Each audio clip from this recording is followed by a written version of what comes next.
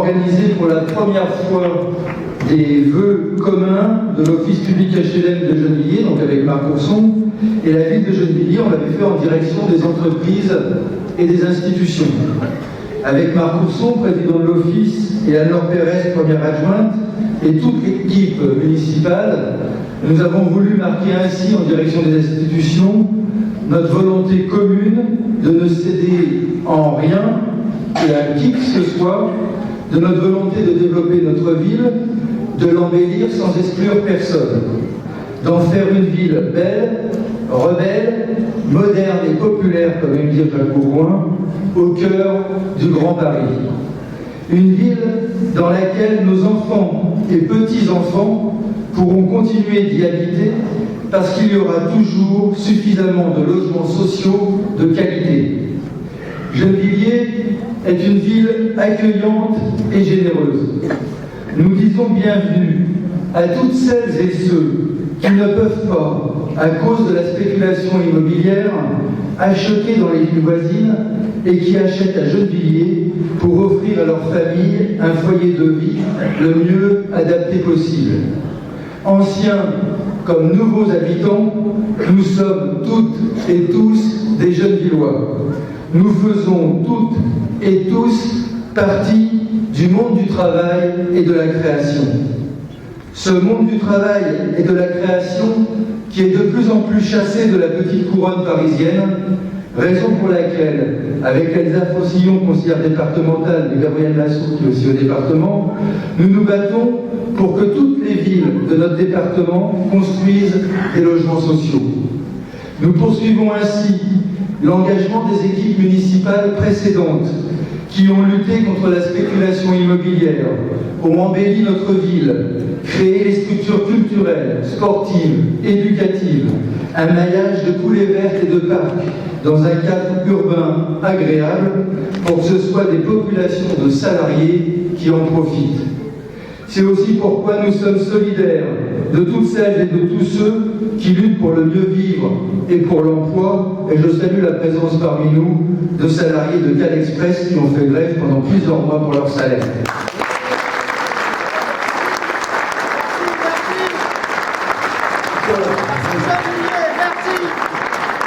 Nous avons toutes les raisons d'être fiers de nous et de nos parents. La générosité est d'ici et pas de Neuilly. Nous avons fêté les 30 ans du premier Resto du Cœur à Gennevilliers l'an passé. Rappelez-vous, aucune ville autour de nous n'en voulait. Nous avons ici de magnifiques activités culturelles accessibles à toutes et à tous. Notre conservatoire agrandi et embelli sera inauguré les 29, 30 et 31 janvier prochains. Après 2 ans de travaux, le doublement de sa surface permet de se fixer l'objectif d'y accueillir 1500 élèves, d'élargir les domaines aux musiques actuelles, de créer de meilleures conditions à l'école municipale de danse. Je tiens à saluer le projet artistique et éducatif particulièrement ambitieux que porte le conservatoire. Sa qualité est le fruit de l'excellence de l'enseignement, mais aussi de l'engagement développé par toute l'équipe de Bernard Cabanin, à qui je veux dire ici merci. Merci aussi à l'architecte Jean-Pierre Lotte pour cette belle œuvre d'art qu'il nous a fait dans notre ville. Venez vous en rendre compte par vous-même lors de l'inauguration à la fin du mois. Venez avec vos enfants, venez avec vos petits-enfants, venez avec celles et ceux qui ne sont jamais entrés dans un conservatoire. C'est pour vous et vous verrez que c'est beau. À Gennevilliers, nous faisons le pari de l'exigence culturelle au service de l'ambition éducative que nous défendons pour chaque enfant gennevillois. Nous faisons de la démocratisation culturelle un enjeu du développement humain. C'est notre volonté municipale, faire de la culture, de l'envie de découvrir, de l'ouverture aux autres, le dénominateur commun, le pont qui lie nos habitants dans leur diversité. Tout n'est pas parfait à Gennevilliers, mais nous ne regardons pas ailleurs. Nous avons ensemble le courage de nous attaquer aux problèmes. Nous avons aussi la volonté de montrer que la banlieue a de la créativité. Ici, des idées émergent, s'exportent, s'implantent, s'exposent.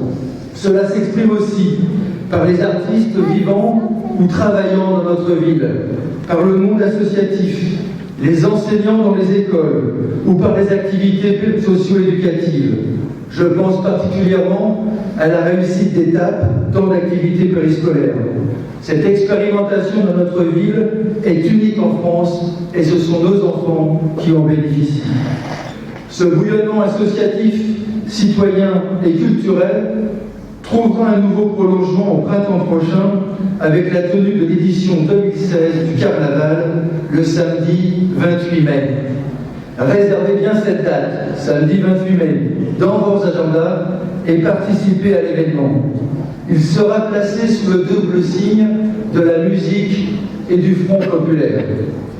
Pour expliquer pourquoi ce thème de la musique, permettez-moi de citer la pianiste chinoise Zhu Jiamei, qui fut envoyée pendant 6 ans dans un camp de travail pendant la révolution culturelle maoïste.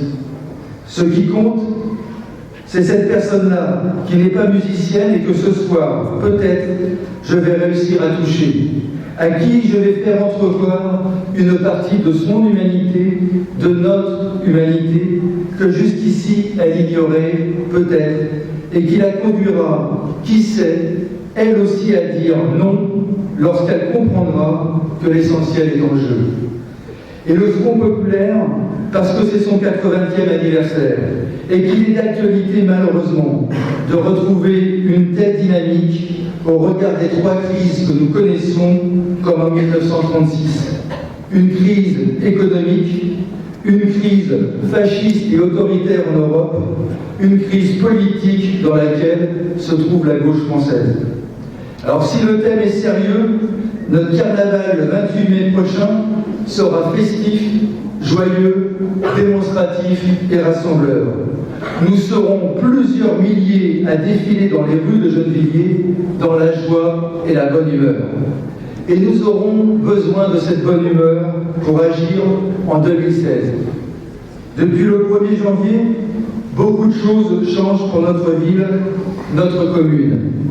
J'utilise souvent cette formule, c'est la fin d'un monde, mais ce n'est pas la fin du monde. Nous abordons donc 2016 avec l'enthousiasme des gens qui aiment la vie, avec la force des lutteurs, avec le courage de ceux qui ont peur, avec la raison des passionnés et avec la volonté d'être toujours plus et mieux au service des Gennevilloises et des Gennevillois. Nous le faisons avec la lucidité d'un contexte plus difficile. La situation économique et sociale du pays crée des difficultés de vie pour un grand nombre de personnes pendant que l'État nous pique dans nos caisses au moins 15 millions d'euros d'ici 2017. 2016 est aussi marqué par la mise en place de la métropole et du territoire formé des villes d'Argenteuil, Asnières, Bois-Colombes, Clichy, Colombes et Villeneuve-la-Garenne.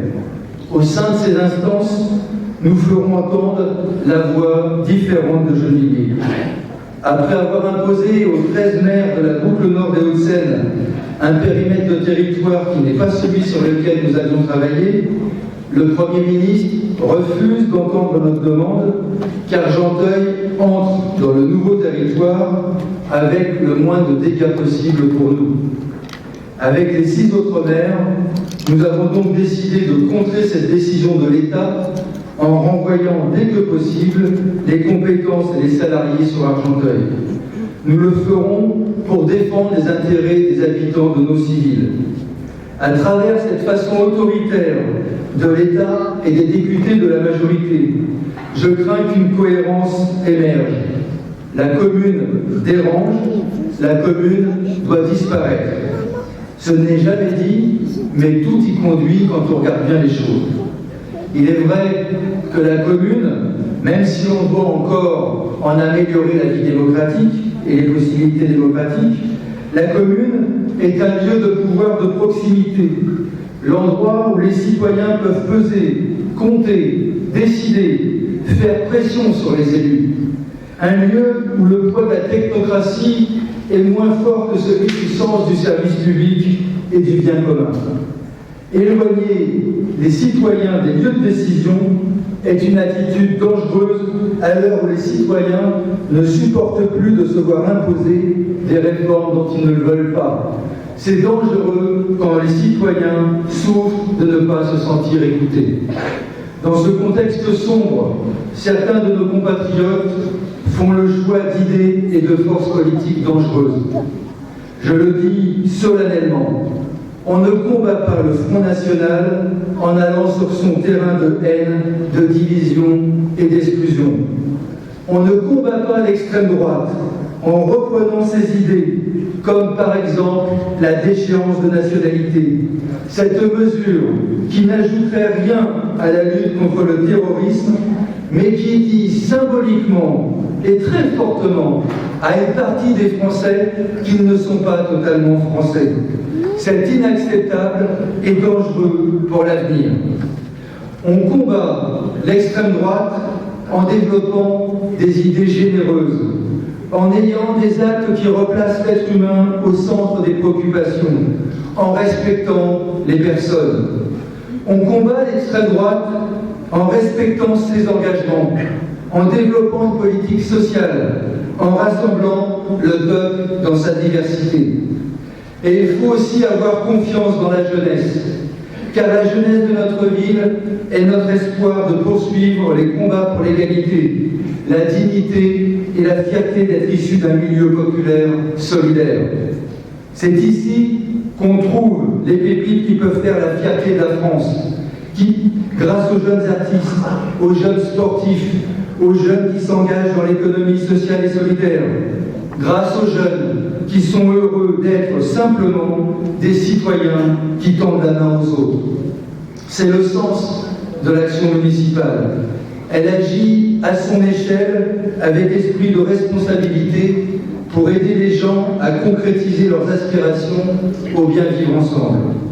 C'est ensemble que les jeunes villoises et les jeunes villois se sont rassemblés à plusieurs reprises cette année dans leur diversité de croyances, d'opinions, pour dire non à l'horreur terroriste.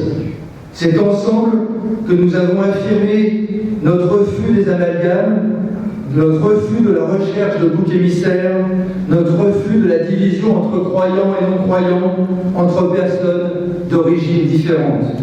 C'est ensemble qu'il nous faut refuser toutes les discriminations et avec la même détermination, que ce soit le racisme, l'antisémitisme, l'islamophobie, le repli identitaire, pour affirmer au contraire la fierté de nos identités multiples afin de s'ouvrir aux autres, s'ouvrir au monde et construire ensemble un projet commun de développement de notre ville. Je l'ai dit précédemment, depuis les élections municipales, le contexte a beaucoup changé. Respecter les habitants de notre ville, vous respecter, c'est travailler avec vous et avec eux dans ce contexte nouveau, au respect de nos engagements. C'est pourquoi je vous proposerai de participer cet automne à des assises pour la ville. L'État diminue de dotation, des compétences communales sont transférées au territoire et à la métropole. Voyons donc ensemble comment développer quand même notre ville sans exclure personne, comment, au cœur du Grand Paris. C'est aussi ça la démocratie de proximité, ne renoncer à rien, mettre sur la table des questions nouvelles et trouver ensemble les voies de la réussite. Cela est d'autant plus important que nous ne manquons pas de projets. Les études se poursuivent pour l'émergence d'un nouveau quartier résidentiel et d'activités économiques devant le parc des Chanterelles entre le magasin Leclerc et le centre commercial des Chanterelles.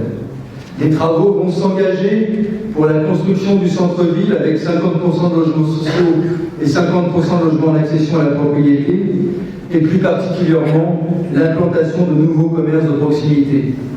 En 2000, il y avait 294 commerces à Gennevilliers, il y en a 340 en 2015, et nous allons continuer d'essayer de créer les conditions du développement d'un commerce de qualité et diversifié.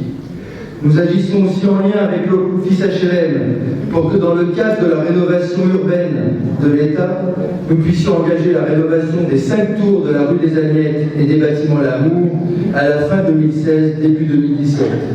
Tout cela dans le cadre d'un plan plus global de redynamisation du quartier des Agnettes, afin d'en faire un quartier où il fera mieux vivre en prenant appui sur l'existant et en connexion avec l'écoquartier et la gare du Grand Paris.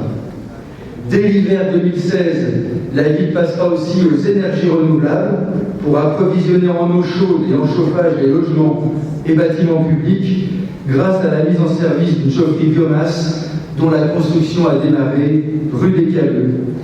Le parc des chaussons de l'écoquartier et la rivière sèche dans le parc Avignon-Saint-Grandit au Grésillon seront ouverts en mars prochain. Nous poursuivons aussi notre action pour que Gennevilliers soit, au cœur du Grand Paris, une terre d'accueil d'entreprises et d'emploi.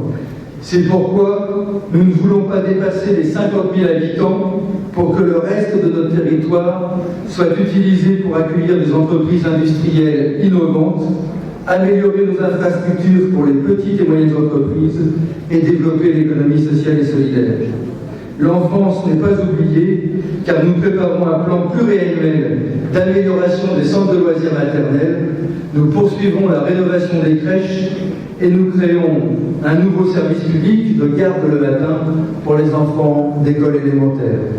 Bref, Gennevilliers reste un lieu porteur d'avenir, porteur d'exigence, porteur de générosité et de solidarité en direction de toutes les catégories de la population. Une ville profondément humaine.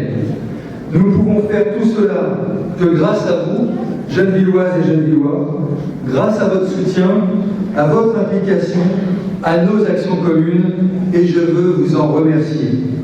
Enfin, permettez-moi de conclure avec ces vers du grand poète palestinien, Mahmoud Darwish. Je refuse l'esprit de défaite et m'accroche à l'espoir fou que la vie, l'histoire, la justice ont encore un sens. J'ai choisi d'être malade d'espoir. La poésie est fragile, c'est ce qui en fait sa puissance.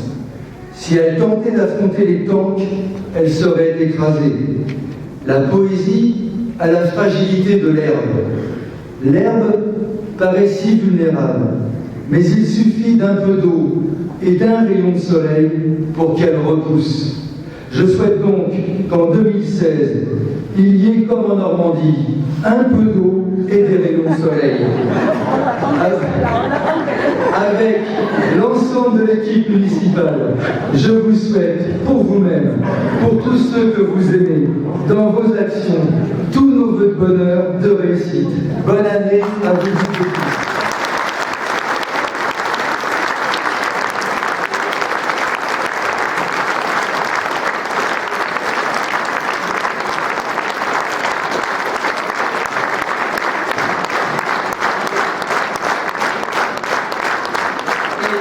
Je vous propose qu'on lève le verre de l'amitié et qu'on prenne des forces, beaucoup d'amitié entre nous pour avoir de la force pour les luttes qui nous attendent en 2016. Bonne soirée.